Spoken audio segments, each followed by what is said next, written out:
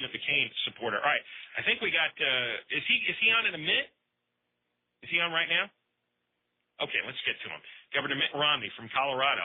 Governor Romney. John and Ken, how are you guys doing? We're good. Great. Welcome to the show. I'm glad you had some time to come on with us. Just about to get on an airplane, so I'm lucky to catch you. No, I understand. A lot of people in our audience are outraged over John McCain. They can't believe he's going to be the nominee, and they want to go with you. They want to hear from you. Lay out your immigration views for them. Well, first of all, you secure the border. Second of all, you have an employment verification system to identify who's here legally and who's not, and you sanction employers once that system is in place who hire people that are here illegally. But the key, and this is the big difference between Senator McCain and myself, is what do you do with the people who are here illegally or who come here illegally? My view is you invite them to go home, but you do not give them a special pathway to permanent residency or citizenship. His view is everybody that's here illegally gets to stay for the rest of their life, so long as they pay a $3,000 fine. I consider that to be out of the bounds of a nature of a land that has the rule of law. When you say invite them to leave, what do you mean by that? Well, I'm being gentle, but here, first of all, enforce the law. But number two, when you have an employment verification system, you'd say to people that are here illegally, get your card. We'll let you stay here for a temporary period of time until your child has finished school or you sold your home or whatever. We give you a temporary period of time where you're allowed to work here. But as soon as that time is up, the card will show an expiration date. After that time, you're not allowed to work here. And then you sanction employers that do hire people that are here illegally. Once that time period is passed and people can't get work, they will go home. People come to this country illegally to get work. And if work is cut off, you stop the flow of illegal immigration. You heard Hillary last night. She makes it sound like the only alternative is to throw nets over people and drag them away. Well, it's so silly, of course, because we're not going to go around and round up people that are here illegally. But if we say to people, look, we're going to let you gradually and humanely return to your home as soon as your work visa is up, that gives people time to go home, to make arrangements, and to ultimately return to their country of origin. And it also says we can protect our legal immigration system, welcoming people that get in line to get visas or green cards, or if they want to apply for citizenship. But they do that legally, and we have to be the ones that decide who comes to this country and who goes, and we do not say just cross the border or overstay your visa, and we'll let you stay for the rest of your life. That's where I disagree with Senator McCain. Well, the one thing that we believe here, Governor Romney, is that you have to do something about the employers. We don't believe in mass deportations. We believe that the job market dries up, that people will have to go back to their home countries. And this has just been frustrating for us. There hasn't been a lot of prosecutions of employers. Matter of fact, we did a story a couple weeks ago about a fence company out here in California that the government at one time contracted with to build border fence. They were hiring illegals left and right over the years. Eventually they catch them, put them on trial, the guy gets no jail time. Don't you think we need jail time? Well, if you start fining people heavily, that's going to concentrate the mind right away. Right now, what the employers counter with is that there's no way for them to tell who's legal and who's illegal. And there's some truth to that, because you don't have any identification card that legal aliens are given to identify the fact that they are legal. And Matt, do we have the technology to make it tamper-proof? Well, you can make it tamper-proof. It's very simple. You could also have what Visa and MasterCard and American Express have, which is if you're thinking of hiring someone that shows you one of these cards, you simply key punch in the numbers of the card and the person's name, and immediately identifies whether it's a fake card or whether it's being used by other people as well. And if it's authorized, you can hire them. If it's not, you can't. And people who do hire illegals would then be fined a lot of money. And on multiple hirings, you might do even more than that. But the truth is, once employers know that there are sanctions for hiring illegals, it will stop. What about defense? You talked about securing the border. Elaborate on that. Exactly how we're securing it. Sure. You do want to have a fence, and you want to have enough Border Patrol agents to make sure that you can oversee those that are trying to get into the country. But you've got to do both. You've got to have the employment system and the fence both. I was talking to Border Patrol agents in San Diego, and the head of the Border Patrol Agents Union there was telling me that, he said, look, we have 100 people who try and cross here a day, even though there's a double fence. And he said about 70% get through, because they come in groups, they run across the border, we can't stop stop them all. They climb the fence. They make ladders out of rebar and just jump the fences, and then they jump into the shopping mall. We can't find them. And he said, what you've got to do is turn off the employment magnet. You've got to have a way of identifying legal aliens and stopping the hiring of illegal aliens. And when you do that, the only people that will cross are the real bad guys, and we can catch them. It's when you have 30 people in a group all charging across the border. How is one border patrol agent supposed to catch them? Why do we have so many businessmen and so many in the Republican Party claim that if we deported these people or they left, it would wreck the economy? We'd have a huge labor shortage. Well, they just don't understand the fact that one, we have a 6.1% unemployment rate in California right now, so we got a lot of people of our own that are looking for work. And number two, you can adjust the legal immigration program to meet the needs of the employment base. We have visas that we give to people who we welcome into our country, and if we need more visas for a particular industry, we can put out more visas. But that allows us to control who's here. We want to have people that don't have criminal records. We want people who speak our language. We want people who agree that they're going to go home at the end of the period where their visa expires. So in a nation of liberty, you require the rule of law to pertain. And you just can't have people coming across the border or overstaying their visas and expect the rule of law to exist. Barack Obama dismissed the idea last night in the debate that illegal aliens depress wages and take jobs from Americans. Well, that's kind of a silly thing to say. Of course, having an unlimited supply of workers who are not given the minimum wage, who don't have the benefits we have in this country, are going to depress wages and are going to take jobs away from American citizens. We had a factory in Massachusetts that was raided recently by ICE, and they found a number of illegal aliens working there. They took them out of their work and deported them. Within a week, all the jobs were filled by U.S. citizens who wanted that work.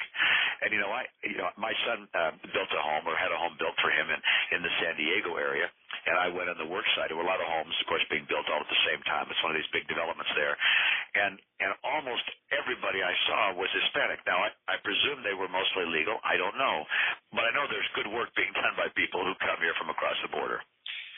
What about the anchor baby problem?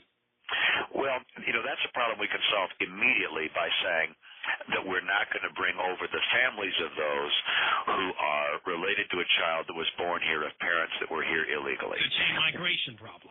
The chain migration problem. We can stop the chain migration problem without going to court, without fighting the constitutional issues. We can just say, hey, look, if there's a child who by virtue of the Constitution is deemed to be a U.S. citizen that's born here of parents that came here illegally, we're not going to let their whole family come join them. And, of course, the child will go home and live with his parents or her parents. It's not going to stay in this country if parents are living somewhere else. What about Bush's tax cuts? Would you keep them in place? Absolutely. Senator McCain was wrong to vote against the Bush tax cuts. Those tax cuts helped build our economy at a time we were going into recession. I would also put in place tax cuts now. We need additional stimulus in our economy to keep us falling into recession, to stabilize our home market, and to make sure that our growth continues, because growth is so essential to providing good jobs to our citizens and to our kids. One of the things I do is to put in place a special savings plan, which is that for anybody earning under $200,000 a year, they would have no tax on interest, dividends, or capital gains. Let Americans save their money for whatever the heck they want without having to pay taxes on their savings. And also, by the way, let's kill the death tax once and for all. What about the whole foreclosure problem? And the Democrats are squawking they're going to do something when they're president. They're going to get a bailout package together. What's your position on the foreclosure crisis, they're calling it? Well, my view is that with regards to homeowners who are able to meet the original terms of their mortgage, but now find with the reset of their mortgage that they can't meet the new terms, that we ought to have the FHA expand its capacity to give guarantees to these individual loans so that people can stay in their homes. That's what you do for people who can meet the original terms. For people that are way out of line and can't possibly meet their obligations, I don't want government to step in to bail them out. I also don't want government to bail out investors, people who bought these mortgages. Sophisticated investors should not get bailed out by the government. How much interference do you think is possible by a president when we tip into a recession? I mean, part of this is the natural business cycle, and part of this just has to play out normally, does it not? Yeah. President can do a lot of harm, as Jimmy Carter showed.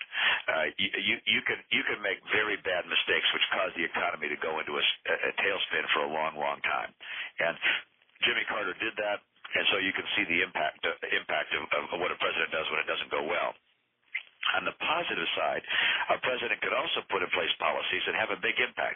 And you go back to John F. Kennedy lowered tax rates on the highest income Americans, and that led to a major increase in investment in this country and growth. Ronald Reagan did the same thing. He lowered tax rates even further, and that led to growth. Do the deficits bother you? Deficits do bother me. I'm not one of those who says I'm comfortable with deficits. I do want to stop the borrowing of more money. I want to stop spending more than we take in. We've got to reform our entitlements if we're going to finally stop the out-of-control borrowing. Because the lower tax rates is supposed to bring in more revenue as people use that tax money to spend and invest. But it seems no matter how much revenue comes in, the expenditures exceed revenues by $200-300 billion a year every year. It doesn't ever seem to change. Yeah, and that's something which can't go on. We find ourselves becoming a debtor nation, in some cases to nations that will use that position of strength potentially against us. We're going to have to stop spending more than we take in, and in particular, we're going to have to reform some of our favorite programs: Medicare, Medicaid, Social Security. Always honoring our promises to our seniors, but making sure that we make promises to younger people that we know we can afford and that we're going to keep. How are you going to stop the McCain train? I took a look at the latest polls, and they may be a couple of weeks old, of the 10 largest states voting on Tuesday. Didn't have you ahead in any of them. I'm ahead in a number of states, and frankly, talk radio is coming to my aid. I think there are a lot of people from Laura Ingraham to Sean Hannity and Rush Limbaugh that are looking down the barrel of a McCain nomination and saying this would not be good for the Republican Party, and that's giving me the kind of boost that I need. And a lot of these states, by the way, have apportion their delegates. So if I do well, I get some delegates there. Look at California, 54 different districts. I will win in some of those districts. McCain will win in some of them.